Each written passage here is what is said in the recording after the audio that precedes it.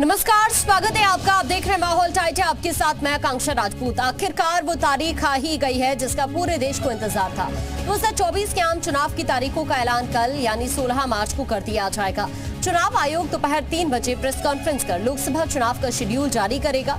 खबरें हैं कि इस बार का चुनाव 7 से 8 चरण में हो सकता है। 2019 में भी 7 चरणों में चुनाव हुआ था। यूपी की बात करें तो यहाँ करीब 80 सीटें हैं। ऐसे में अनुमान लगाया जा रहा है कि यहाँ भी चुनाव 7 से 8 चरणों में हो सकता है। अब चुनावी घोषणा को लेकर पब्लिक के मन में क्या है, चुनाव को लेकर पब्लिक का मूड क्या है और पब्लिक के बीच कौन सा दल मजबूत और कौन सा दल कमजोर है, सीधा उनसे ही जानेंगे। लेकिन पहले चुनावी नतीजों को लेकर सियासी दिग्गजों का क्या दावा है, आप सुनिए।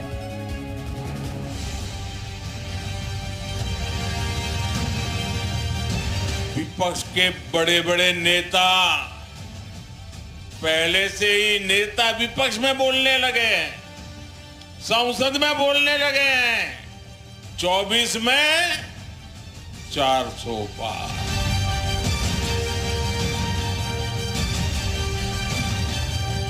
हम देश के लिए मरने के लिए तैयार हैं और हम बीजेपी को, आरएसएस को यहां से हटा के इंडिया की सरकार बनाकर दिखाएंगे।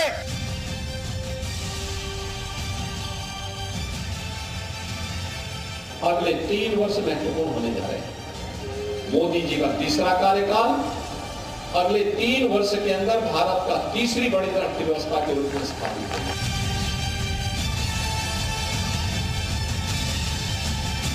समाजवादी पार्टी जीत के लिए आगे बढ़ रही है और हमें उम्मीद है कि पीडीए ही एनडीए को हराएगा।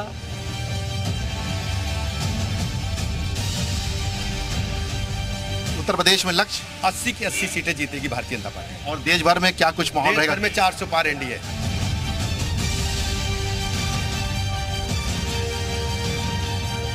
समाजवादी पार्टी और इंडिया गठबंधन 80 सीटें भारतीय जनता पार्टी को हराने का सोच।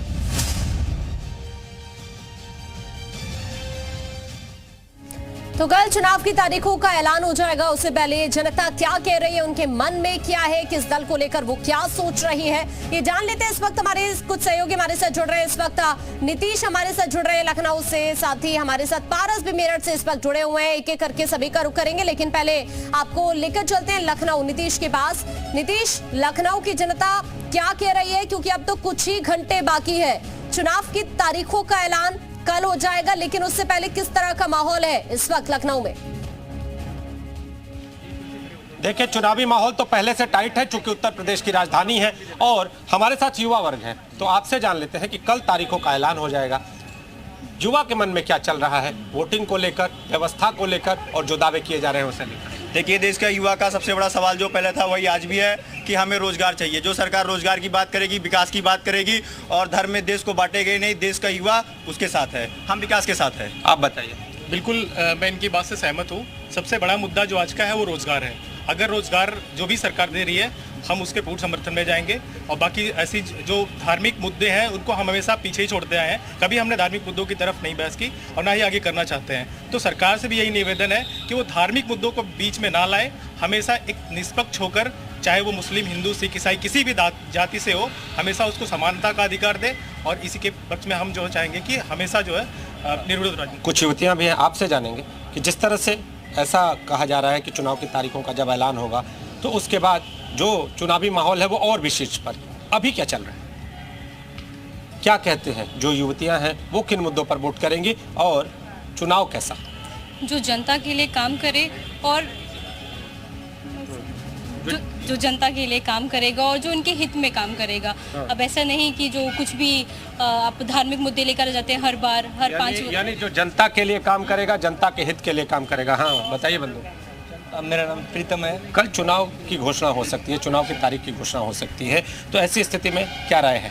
आम जनता के मन में क्या चल रहा है, युवाओं के मन में क्या चल रहा है? युवाओं के मन में यही चल रहा है कि वर्तमान समय की जो यथास्थिति है, जैसे हम एक स्टूडेंट हैं, यूनिवर्सिटी में पढ़ते हैं, यूनिवर्सिटी में जिस तरीके से फीस वृद्धि हो रही है और गांव तबके से आने वाला छात्र यहाँ पर अब पढ़ नहीं सकता क्योंकि सेल्फ फाइनेंस कोर्सेज को बढ़ाया जा रहा है। दूसरी चीज़ है अनएम्प्लॉयमेंट, बेरोजगारी जितनी तेज़ी से बढ़ी है। अभी आप देखे होंगे यही 2023 अक्टूबर में। कुछ और भी युवा हैं, आपसे जानेंगे क्या चल रहा है। सबसे पहले तो बता दें, युवाओं से अगर पूछना चाहेंगे तो बेरोजगारी के अलावा और कोई मामला नहीं है।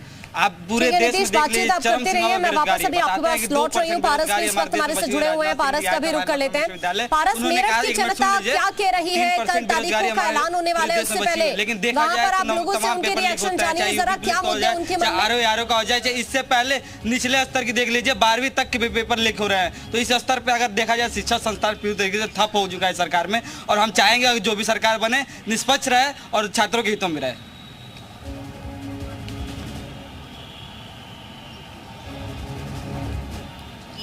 सरकार का मानना है कि महिलाएं जो रसोई में होती हैं, वो जितना अच्छा घर चलाती हैं, उतना ही अच्छा देश, अपना परिवार के संग देश समाज चला सकती हैं। 33% हमको जो आरक्षण मिला है, वो हमारे लिए बहुत फख्र की बात है और बहुत गर्व की बात है। हम ये नहीं कहते कि हम इन आरक्षण के उससे ज्यादा खुश हैं। हमें ये है कि मोदी जी ने जो काम किया है, वो सिर्फ हिंदू के लिए नहीं करते, हिंदू मुसलमान सिख ईसाई सबके लिए करते हैं। आवास योजना देखिए। आप बताएं, क्या लगता है किसी सरकार बनने जा रही है? कल चुनाव की तारीखों का ऐलान। सरकार अगर देखा जाए तो भाजपा की ही दोबारा आएगी, क्योंकि कार्य जितना भी हुआ है, विकास कार्य लीजिए या शिक्षा क्षेत्र में लीजिए, भाजपा के कार्यकाल में मोदी जी के रहते हुए जो कार्य हुआ है, वो पहले कभी किसी सरकार ने आज तक नहीं किया है। हम अब ये एक्सप्रेस वे वगैरह बने, रैपिड रेल आ रही है, आप मुरादनगर से मोदी नगर का सफर अब 8 मिनट में तय कर सकते हैं। पहले कभी किसी ने ये नहीं सोचा होगा कि हम इतना, सपने में भी नहीं सोचा होगा कि 8 मिनट में हम जा सकते हैं। 8 मिनट में हम अपने शहर पूरा पार नहीं कर पाते, हम जो दूसरे शहर में आ पा रहे हैं। विकास का कार्य है, बच्चों को टैबलेट दे रहे हैं कि अगर वो हायर एजुकेशन के लिए जाएं तो उनको सुविधा रहे, किसी के पास नहीं भी है, अफोर्ड कर पा रहे हैं। आप बताएं, आप क्या राय रखते हैं कल चुनाव की तारीखों का ऐलान होने पर? चुनाव की तारीख के लिए मेरे को लगता है कि मोदी सरकार को ही आना चाहिए, क्योंकि मोदी सरकार ने न केवल हिंदुत्व के लिए कुछ करा है, बाकी मुस्लिम धर्म और धर्मों के लिए भी बहुत कुछ करा है, और मुस्लिम औरतों को भी उनके अधिकार दिलाए हैं। वापस लौट रही हूँ झांसी से, इस वक्त अब्दुल सत्तार भी हमारे साथ जुड़ गए हैं। अब्दुल, आप जरा झांसी की जनता से बातचीत करिए। कल चुनाव की तारीख का ऐलान होगा, उससे पहले उनके मन में क्या चल रहा है, क्या मुद्दे उनके जहन में चुनाव को लेकर?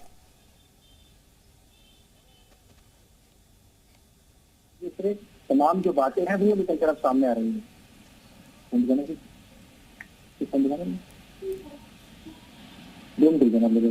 अभी दोबारा आ सकते हैं।